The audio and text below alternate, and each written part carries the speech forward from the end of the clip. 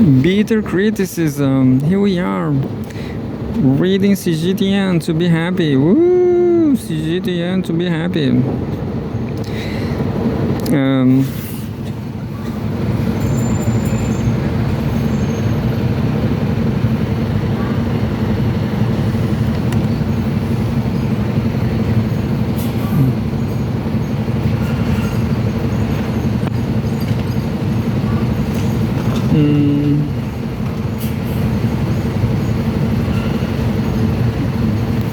And says, politics, August 12, 2025.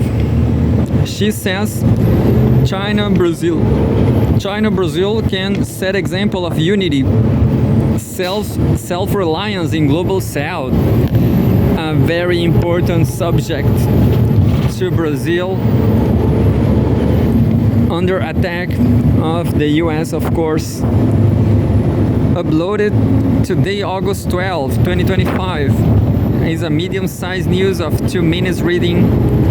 Chinese President Xi Jinping said on Tuesday that China is prepared to work with Brazil to set an example of unity and self-reliance among major countries in the global south, and to jointly build a more just world and a more sustainable planet. She made these remarks during his phone conversation with Brazilian President Luiz Inácio Lula da Silva. China-Brazil relations are at their strongest in history, with the development of a China-Brazil community with a shared future and the alignment of their strategies making a good start and progressing smoothly, she said. The Chinese side is prepared to collaborate with Brazil to capitalize on opportunities, enhance coordination, and achieve more mutually beneficial cooperation results, he added. She also said that China supports the Brazilian people in defending their national sovereignty and backing Brazil in protecting its legitimate rights and interests, urging all countries to unite in firmly opposing unilateralism and protectionism. Funny, two things. Brazilian people is divided in the half. Maybe who knows who is going to win the next election, either Bolsonaro or Lula itself. And the second thing is Chinese prepare, collaborate, protectionism. It's funny that the United States nowadays is protectionist. Back in the 90s, they just wanted to. The United States during the neoliberal era, from the 80s to 2000s, they wanted to promote liberalism and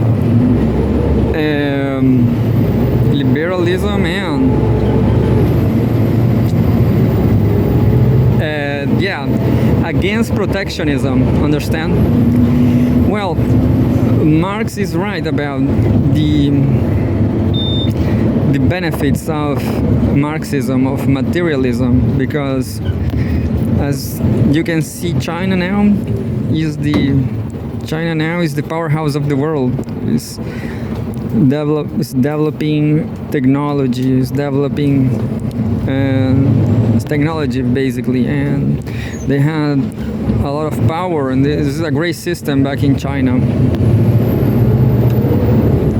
Noting that the BRICS mechanism is a key platform for building consensus in the global south, she congratulated Brazil on successfully hosting the recent BRICS summit.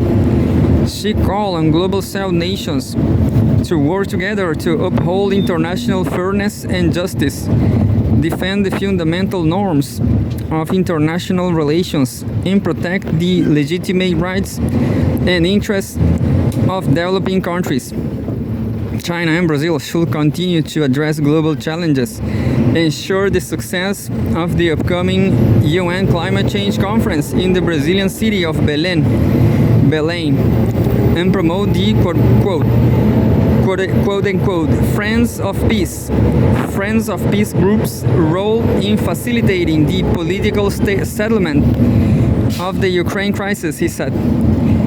For his part, Lula said Brazil values its relationship with China and looks forward to strengthening cooperation, deepening strategic alignment, and promoting greater development of bilateral ties.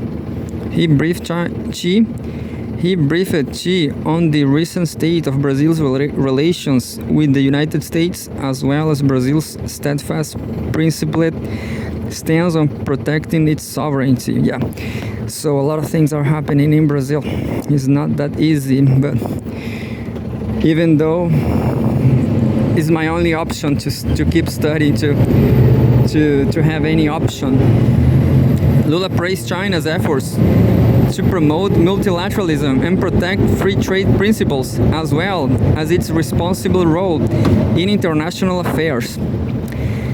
The Brazilian side, he said, is prepared to improve communication and coordination with China in multilateral mechanisms like the BRICS, oppose unilateral bullying practices, and protect the shared interests of all countries, sources Xinhua News Agency. China-US extended tariff truce by 90 days. This is just too economical, maybe. I'm not going to read it, it's too technical, but there you have China-US extended tariff truce by 90 days. So can you see, I'm going to read this anyway, because you know, it's not working for imperialism. It's not working for the US politics. As I said, I'm going to read for the third time. Joint statement on trade US economic and trade meeting in Stockholm issued. 3-minute read. And there's a photograph, a picture, the Rosenbad building where China-US trade talks takes place. Stockholm, Sweden. Oh, interesting. Stockholm, Sweden.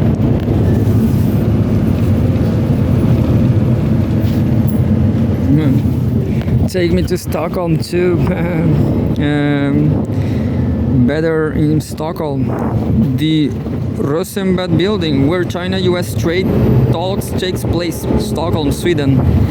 A joint statement on the China-US economic and trade meeting in Swedish capital Stockholm was issued hours before a trade truce between Washington and Beijing was due to expire on Tuesday.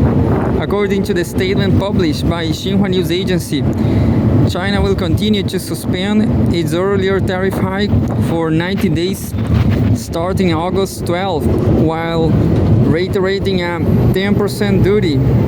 It will also take necessary measures to suspend or remove non-tariff countermeasures against the US, the statement added. Around the same time, US President Donald Trump signed an executive order to extend the tariff suspension on China for another 90 days. The halt will be in place until November 10. Here's the full text of the joint statement. Joint statement on China-US economic and trade meeting in Stockholm. The government of the People's Republic of China, quote-unquote China, and the government of the United States of America, the United States, recalling the joint statement on China-US economic and trade meeting in Geneva on May 12, 2025, quote-unquote Geneva joint statement, and, oh, this is the full text, reflecting on their meetings in London on June 10, 9 and 10, 2025, and in Stockholm on July 28 and 29, 2025. The parties recall on commitments under the Geneva Joint Statement and agreed to take the following actions by August 12, 2025.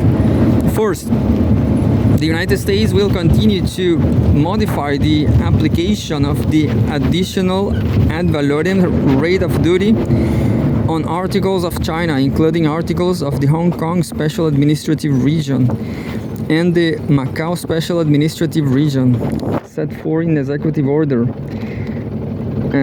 14, 257 on April 2, 2025 by suspending 24 percentage points and that rate for an additional period of 90 days starting on August 12, 2025 while retaining the remaining ad valorem rate of 10% on those articles pursuant to the term of said order. Second, China will continue to first modify the application of the additional ad valorem rate of duty on articles of the United States set forth in the announcement of the Customs Tariff Commission of the State Council number 4 of 2025 by suspending 24 percentage points of that rate for an additional period of 90 days starting on August 12, 2025 while retaining the remaining additional ad valorem rate of 10% on those articles. And second, adopt or maintaining all necessary administrative measures to suspend or remove the non-tariff countermeasures taken against the United States as agreed in the Geneva Joint Statement. This joint statement is based on the discussions that took place during the China-US Economic and Trade Meeting in Stockholm, which was held under the mechanism established by the Geneva Joint Statement. The representative from the Chinese side from this meeting was He Lifeng, Vice Premier of the State Council, and the representatives from the US side were Scott Bessent, Secretary of Treasury, and Jamieson Greer, United States Trade Representative. China announces anti-dumping ruling on butyl rubber from 3 countries. Anti-dumping rulings. China announces anti-dumping ruling on butyl rubber for I didn't get it, but I guess I'm going to read it because it's the only news about China. I'm going to say the headlines of the last two. The four talks about Gaza. UN chief condemns killing on Palestinian journalists in Gaza. From Al Jazeera, of course. And the last one, politics. Trump says summit with Putin will be a fill-out meeting, but I'm going to read the dumping stuff.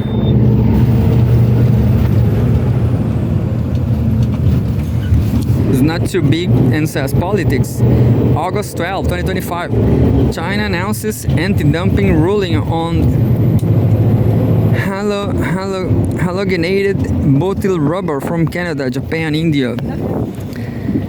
China's Ministry of Commerce on Thursday announced preliminary rulings on its anti-dumping investigations into halogenated butyl rubber from Canada, Japan, and India. According to a statement, the ministry has decided to terminate its probes into halogenated butyl rubber imports from India due to their low market share, while confirming anti-dumping violations in such products from Canada and Japan.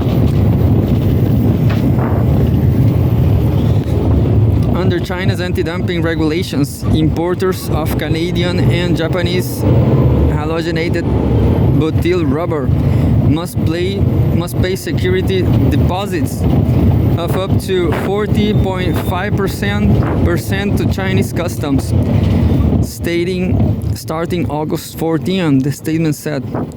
China launched the investigations on September 14, 2024. Halogenated butyl rubber is primarily used in air-ride layers of tubeless tires, heat-resistant inner tubes, medicinal bottle stoppers, shock absorbing pads,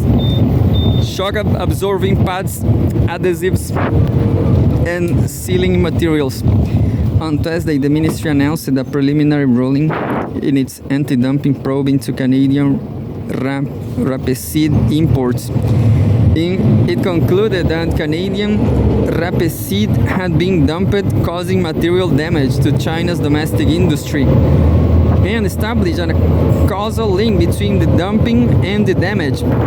As a result, provisional anti-dumping measures in the form of deposits will be imposed on these imports. Starting Thursday, importers of Canadian rapeseed should provide deposits to Chinese customs authorities based on a deposit rate of 75.8%.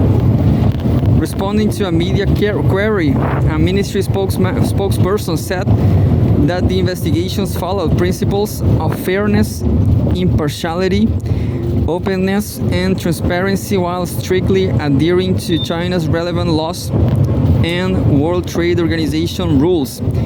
Preliminary evidence indicates that dumping exists in the imported products under investigation. The spokesperson said, adding that relevant domestic industries have suffered material damage. From Xinhua News Agency. I didn't get much from the last one, but that's it. Top 3 from the highlights.